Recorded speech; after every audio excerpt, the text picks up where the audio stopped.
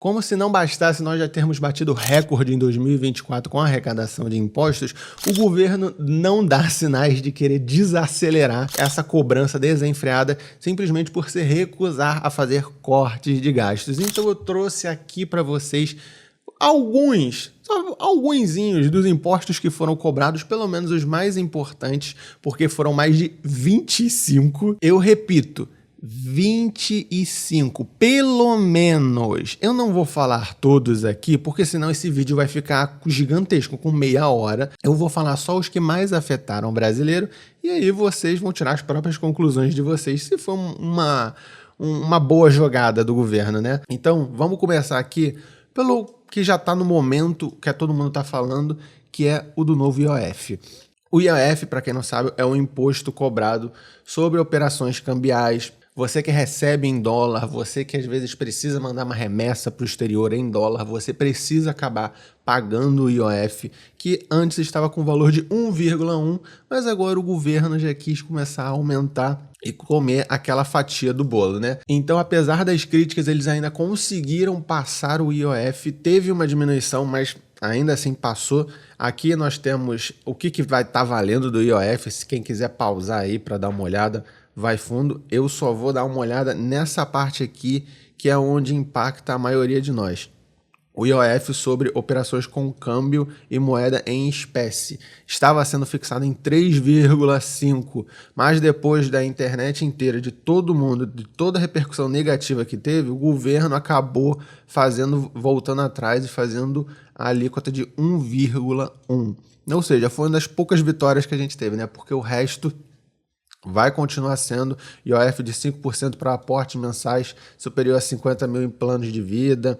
Operações financeiras não detalhadas que envolvam envio de recursos ao exterior também vão ter o IOF de 3,5%. Foi uma das poucas vitórias. E aí você pensa, o governo devia estar arrecadando pouco com o IOF, né? Que a gente está tendo que fazer esse aumento. E aí você pega aqui, desde antes desse aumento, a arrecadação com o IOF no governo Lula superou 70 bilhões e bateu recorde, isso antes do aumento do IOF. Aí você vai ver, quando foi que a gente teve um IOF tão alto assim? Lá atrás, em 2011, no governo Dilma. No meio da auge também que nós tivemos aqui da crise, no iniciozinho do governo Dilma, nós conseguimos bater 69,6, e apesar da pandemia, teve essa queda em 2020 por causa da pandemia, também precisava de fazer um certo incentivo, então os impostos foram diminuídos aqui nessa época, mas nós conseguimos já bater um pico em anos no governo Lula. Agora, então, com a arrecadação, só que esse número aqui vai subir ainda muito. Aí você vai ver quanto que o governo conseguiu arrecadar. Se você for dar uma olhada aqui, o governo Lula já arrecadou 16,9 bi em IOF só em 2025. 2025. No mesmo período anterior, você vai ver que o único que chegou próximo foi aqui de novo no governo Dilma, 16,8. Em nenhum outro ponto nós conseguimos arrecadar tanto com o IOF. Então, só para começar esse vídeo, IOF já batendo as máximas que já arrecadamos na história. Vamos ver agora o segundo maior imposto que nós tivemos, que impactou diretamente o brasileiro, que foi a reoneração de impostos federais sobre gasolina e etanol, que antigamente nós não estávamos pagando e agora teve a reoneração. Isso também foi por causa da pandemia, no início do governo Lula. O finalzinho, na verdade, do governo Bolsonaro, nós estávamos tendo uma isenção da gasolina, que era para recuperar a atividade econômica por causa da pandemia, e ele manteve assim até o final do governo.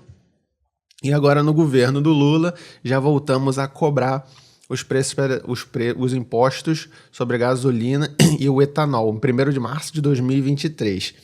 E aí, quando você for olhar qual foi a consequência desse aumento, Lula encerra o ano com a segunda gasolina mais cara em 15 anos, em 2024. Então, você fica pensando, qual foi a gasolina mais cara se agora a gente está batendo a segunda? E aí eu trouxe justamente para vocês aqui. Qual foi a gasolina mais cara? No meio da pandemia. Pouco depois, na verdade, da pandemia, né? Porque a pandemia foi aqui em 2020, só que, devido ao resto do mundo estar em recuperação econômica, né? Porque foi uma coisa em escala global, afetou o mundo inteiro, você repara que só depois os preços tiveram esse aumento aqui para 7,71, o etanol não, o etanol foi para 6,1, você teve todos esses saltos de preços aqui. Mas só aqui, 2024, que nós conseguimos bater esse preço aqui sem estar em uma pandemia, sem estar em crise, sem estar em nada. Simplesmente por arrecadação, entre outros fatores, né? E depois dessa volta da cobrança nos impostos na gasolina, nós tivemos a tributação das bets, que é meio irônico falar dessa tributação, porque você está tendo que pagar uma alíquota de 15% sobre os prêmios dos apostadores. E nisso, você deve estar pensando, cara, bet é um negócio de sorte. Ou seja, se você dá o azar de não ganhar, você toma prejuízo. Agora, quando você dá a sorte de ganhar, você perde 15% do seu valor para o leão. Ou seja, o leão não toma teu risco, você toma todo o risco de ter que conseguir a sua premiação, consegue a premiação, 15% o leão vai e morde para você.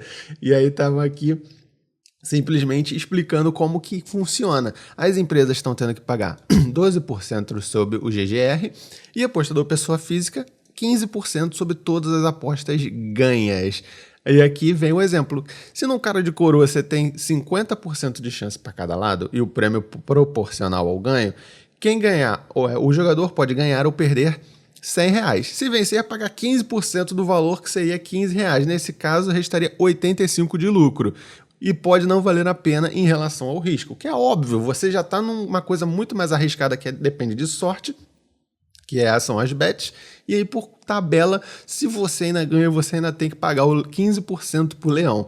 É injusto pra caraca, porque além de você não ter com certeza de lucro, porque vai depender de sorte, vai depender de vários outros fatores, você sempre ainda vai ter que perder 15%, o que diminui ainda mais a relação de risco-retorno das bets. Então, eu sou meio contra a bet, mas agora o pessoal vai ter que olhar muito risco-retorno se for querer ficar olhando por esse lado.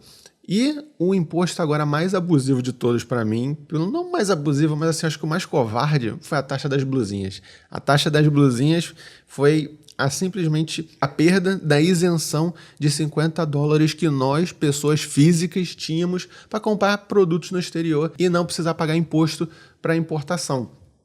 E aí, isso era isento, até simplesmente alguns anos atrás, quando o governo decidiu tirar a isenção dos $50, sendo que foi falado inicialmente que seria só para empresas, não seria para a pessoa física, não seria CPF, não teria que pagar esse imposto, mas no final das contas, o governo fala uma coisa, mas no final do dia acaba fazendo outra. Então, o que ficou valendo foi uma alíquota de 20% em cima dos produtos.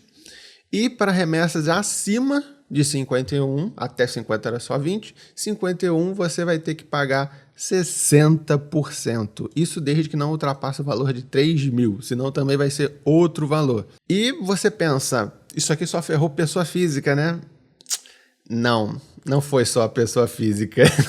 Acabou pegando por tabela simplesmente a estatal que mais dá problema pra gente, os Correios.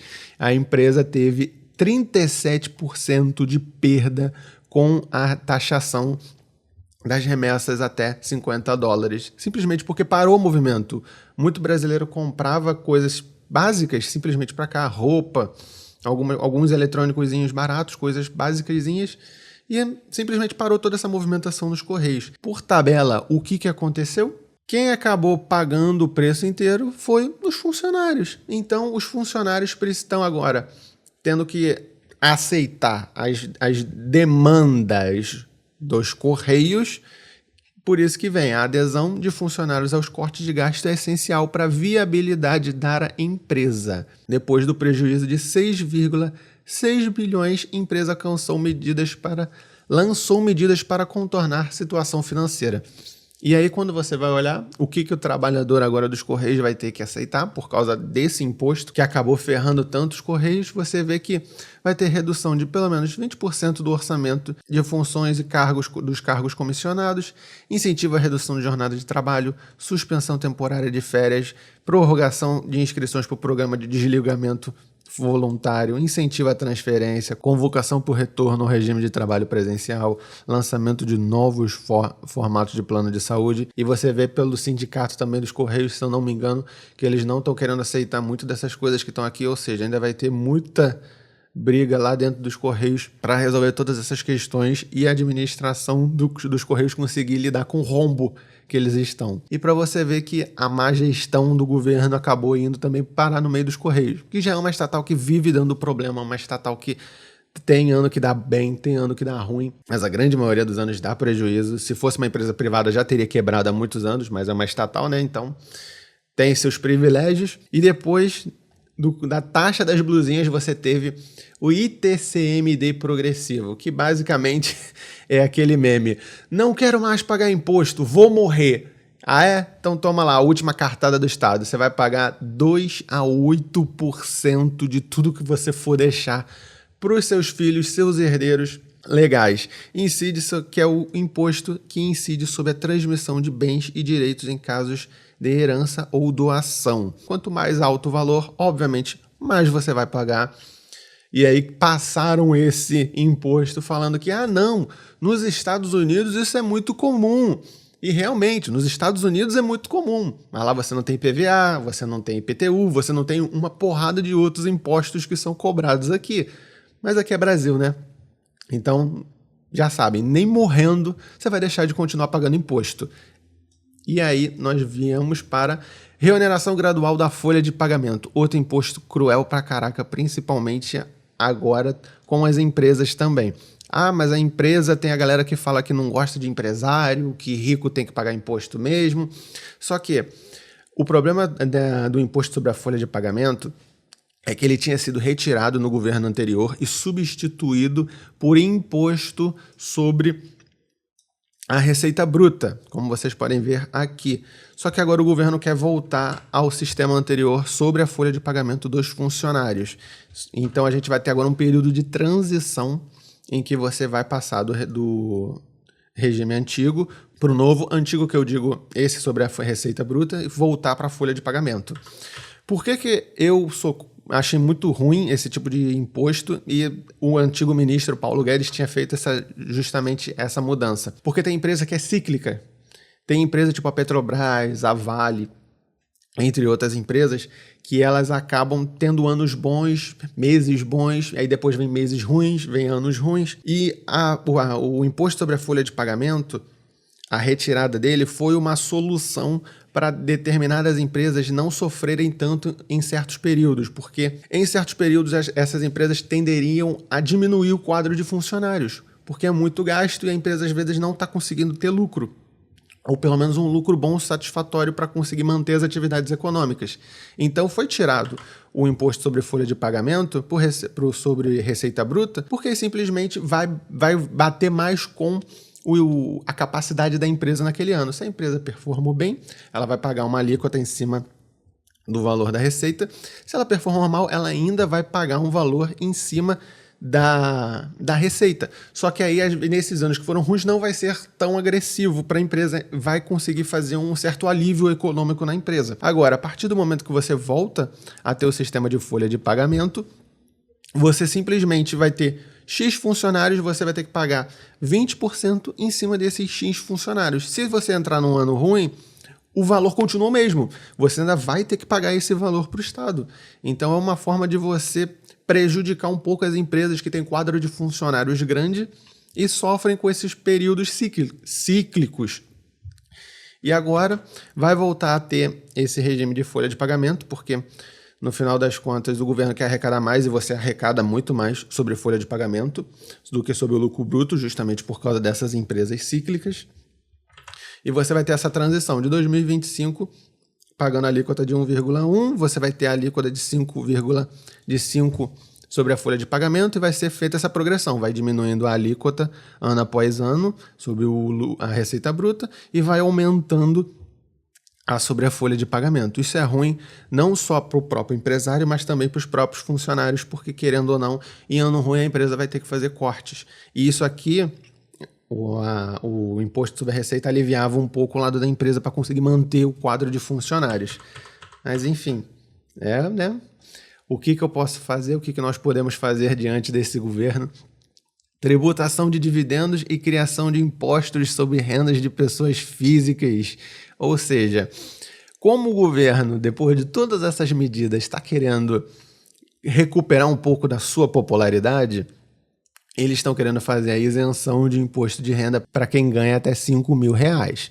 Só que, para ele tirar a isenção de todo mundo que ganha acima de 2.000, porque o salário até 2.000, ele não paga imposto. 2.000 e uns quebradinhos.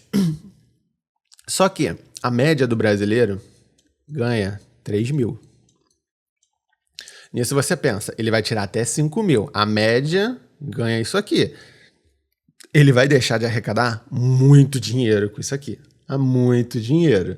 Então, como que ele vai fazer para conseguir fechar essa matemática? Para ele ganhar popularidade, já que a maioria vai ganhar em torno disso aqui, e ele quer ganhar o amor de todo mundo de volta, ele está querendo criar um imposto de 10% que reterá na fonte os dividendos superiores a R$50.000 por mês de uma mesma empresa. Sendo que a medida também vale para lucros remetidos no exterior e o governo também quer criar o IRPFM, que indiciará para pessoas com rendimentos superiores a R$600.000 por ano. Se você for olhar aqui, seria R$50.000 por mês. E ele quer subir esses impostos para os supostos super ricos. Só que existe vários problemas nessa lógica. O primeiro é que, mesmo que você faça esse imposto, já tem vários economistas falando que não vai bater a conta.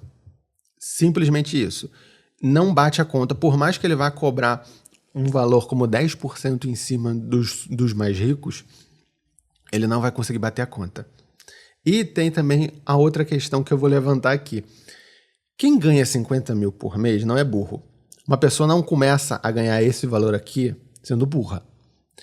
Empresário, entre outras pessoas que construíram riqueza nesse patamar aqui, simplesmente vão sair do país.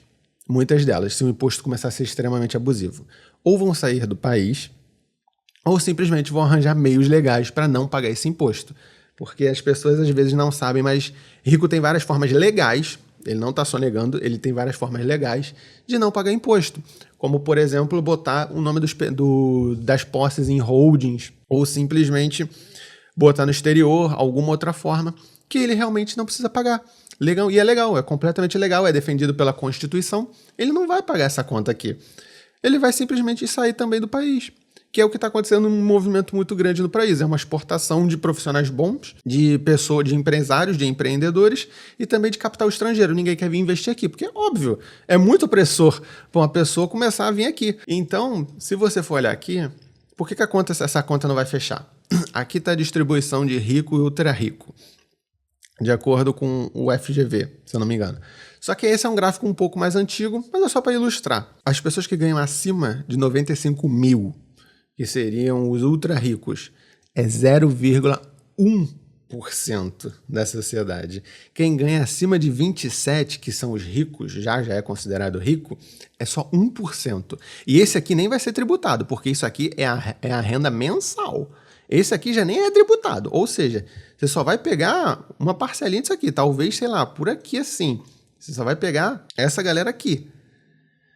Você vai pegar um número entre o 1% e o 0,1%. Você acha que essa conta bate? Essa conta não vai bater, mesmo que ele pague 10% em cima de um valor alto que vai ser do pessoal que recebe isso aqui. A conta não fecha, cara. A conta não fecha. Eu ainda botei aqui, por curiosidade, lá no canal, no Instagram e no TikTok, como que é cobrado o nosso imposto para as pessoas que não sabem sobre os produtos, que ele é mascarado sobre o valor final. Você vai olhar o Renault Kwid, que é o carro popular mais barato que nós temos, 76.000. Isso aqui também já é antigo, já subiu mais esse preço. 76.090. Só de imposto que você paga é 28.000. E isso é mascarado em cima do valor final. Você vai pagar ICMS, IPI, PIS, COFINS e o IPVA. IPVA, então, cara, você paga por uma coisa que é sua. É muito absurdo o IPVA e IPTU. Só que apesar de todos esses impostos que nós brasileiros temos que pagar, teve pelo menos uma luz no fim do túnel, que é o quê? Lula perdendo popularidade. Você não aumenta tanto impostos e não perde popularidade. Como eu falei antes, ele está justamente querendo fazer com que a popularidade dele volte a subir. Por isso que aquela isenção de quem ganha até 5 mil, para ele ganhar a maior parte da população de volta. Quando você for olhar, a gente não tem os dados atuais, a daqui dos candidatos no Brasil, mas na América Latina o Lula já perdeu posição em rankings de popularidade na América do Sul. Nós chegamos a botar ele no 4º lugar. Tá atrás do Milei, tá atrás de outros, mas pelo menos isso nós estamos conseguindo, de certa forma, uma pequena vitória. Eu não ligo se você é de esquerda, se você é de direita, eu pessoalmente não gosto de defender político, eu acho que político só defende político, político só ajuda político, só que esse governo aqui, já deu, né? Tá sendo muito imposto, tá sendo muito agressivo essas cobranças, simplesmente porque o governo se recusa a cortar gastos. Cara, isso é finanças básicas. Se você não consegue lidar com as suas dívidas, corta os seus gastos. O governo já está arrecadando demais, não tem mais de onde tirar dinheiro. A gente já bateu recorde em 2024 de arrecadação, não está tendo mais de onde tirar. É simplesmente taxação em cima de taxação. Então deixo aí para vocês o questionamento. Vale a pena reeleger esse governo aí para 2027 em diante, para ter mais disso aqui? Porque a dívida ainda está ali, as contas ainda não estão fechando. Então, ou ele vai continuar sendo reeleito aumentando mais imposto, ou a gente vai ter que começar a fazer corte de gastos. O governo não está dando muito sinal de que quer fazer corte de gastos, então a arrecadação vai continuar. Você vai querer mais 4 anos de arrecadação pela frente? Fica aí o questionamento. Deixo vocês aí meu muito obrigado por ter assistido esse vídeo. Se inscrever no canal, que o canal é novo. Se você curtiu esse tipo de vídeo, vai ter muito mais vindo aí. Não só falando sobre o governo, que o nosso foco aqui é economia, é finanças, é investimento, mas infelizmente isso aqui faz parte, né? Então, muito obrigado por ter assistido esse vídeo e eu vejo vocês no próximo vídeo. Tchau, tchau!